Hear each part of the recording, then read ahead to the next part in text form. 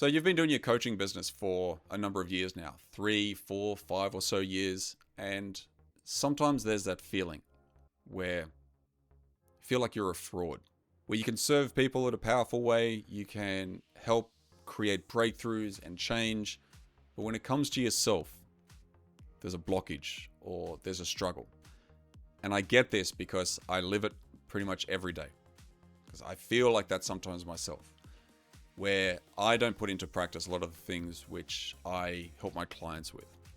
This is not a theoretical topic because, like I said, I struggle with this myself. I mean, as much as I love to say I'm perfect and I never have any challenges or struggles, that's just not true, right? I'm a human being just like all of us. And even more so when we're coaches and we're doing this work, we feel a lot of pressure to be able to implement a lot of that stuff ourselves, even though we know we don't have all the answers. And there's that version of ourselves where, like, we know we need to do outreach, we know we need to create our content, but then we choose not to do it, or we do something else instead because it's difficult, or we're tired, or whatever the excuse is at the time. And it becomes very ironic because this is the exact type of pattern that we help our clients with, right? It's that gap between what we know we need to do and what we are actually doing, and that gap can be a massive chasm sometimes.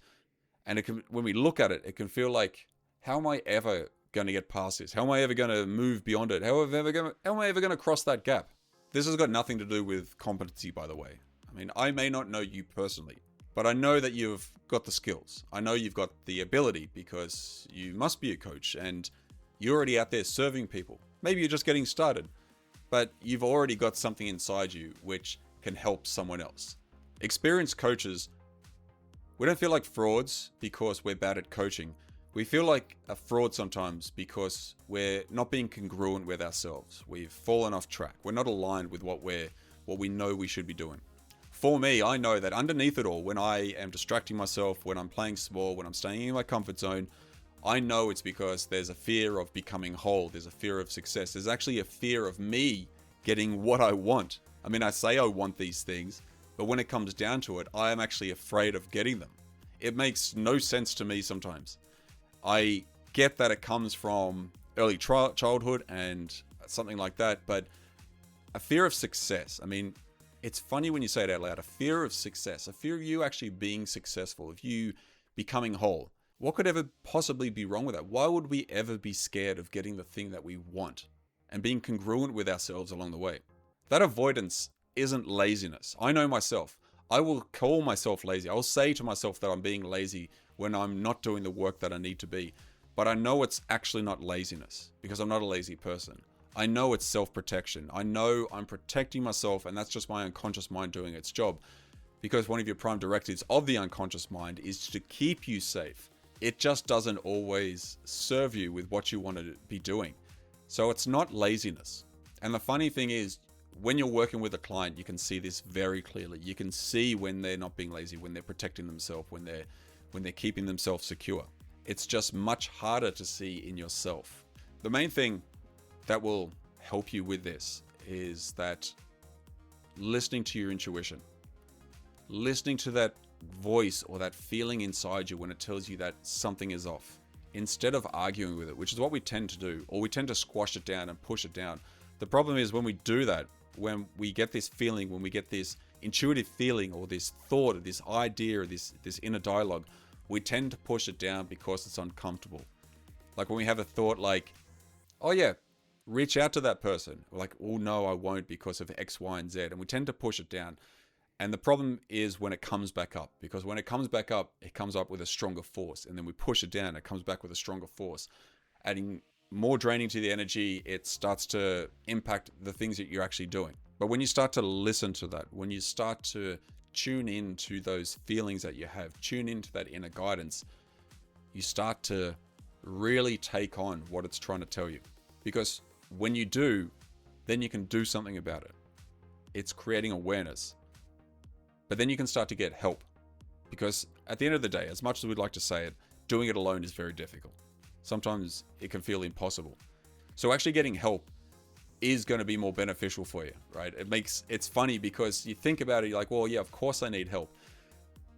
And that's what you're already doing with your clients. You're out there, you're serving your clients, you're helping them because they made the choice to help themselves But we also have to do that ourselves. Like as coaches, we've got to remind ourselves of the same thing. You need help.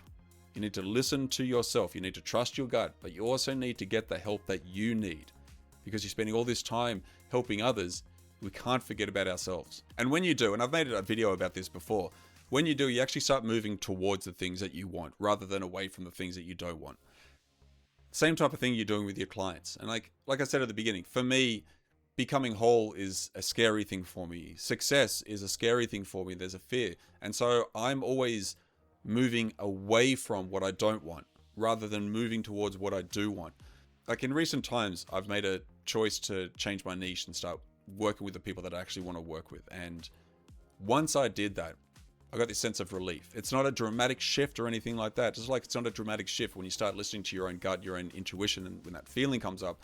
It's not a dramatic shift when you start getting help. What it is, it's just a decision to stop pretending to be someone else. It's stop pretending that this avoidance isn't happening. Stop pretending that you've got all the answers and you can figure it out, because we tend to be our own worst enemies. I mean, great coaches are great at helping clients and helping other people, but we're terrible at doing it ourselves, right? It's really funny to think about. So you know the work, you know what to do, you know that you need to trust yourself, but more importantly, you have to be willing to do it. You have to be willing to put your hand up and say, you know what, I need help. You know what, I need to invest in my own development, my own help, not just deliver it.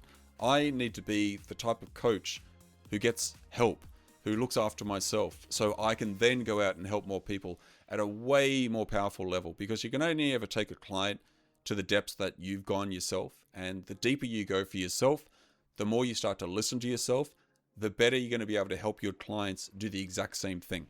So if you are feeling like a fraud right now, or some variation of a fraud, maybe a failure or something like that, just remember that you're not.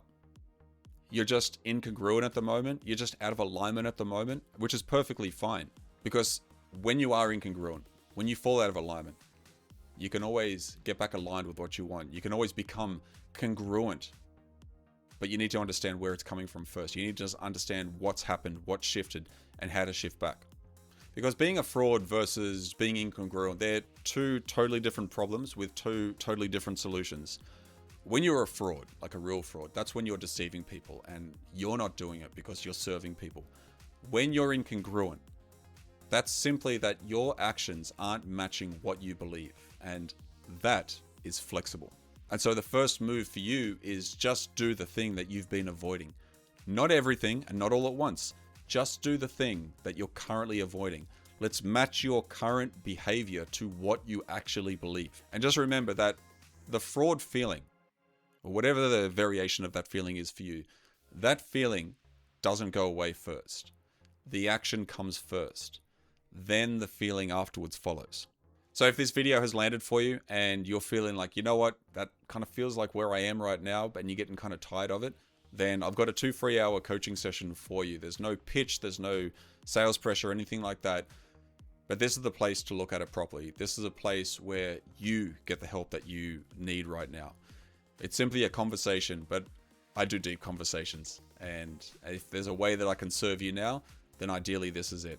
So you'll find the link for this in the description. And I'd like to thank you for watching the video. I hope this helped in some way, and I'll see you in the next one.